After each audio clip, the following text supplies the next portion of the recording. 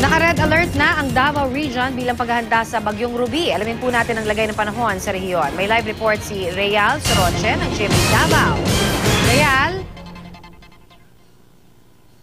Yes, Connie, ang Regional Disaster Risk Reduction and Management Council nagpatupad na ng red alert status upang paghandaan ang Tropical Storm Hagupit o Bagyong Ruby sa pagpasok nito sa Philippine Area of Responsibility.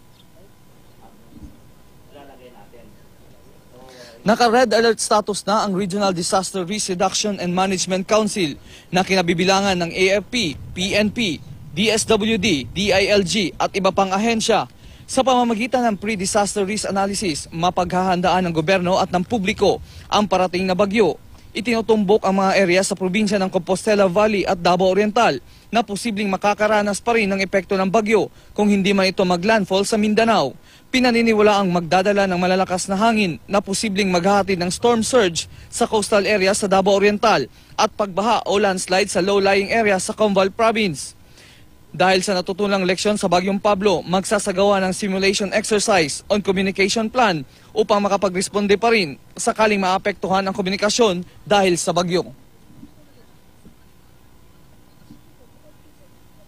Connie, sa ngayon ay maganda pa rin ang panahon dito sa Davao Region dito at wala pa rin nagbibigay o hindi pa rin nagbibigay ng abiso ang Philippine Coast Guard na bawal maglayag mula dito sa Davao City ang mga bangkang dimotor papuntang Island Garden City of Samal. Yan muna ang latest mula dito sa Davao City. Balik sa iyo, Connie. Maraming salamat, Real Soroche ng GMA Davao.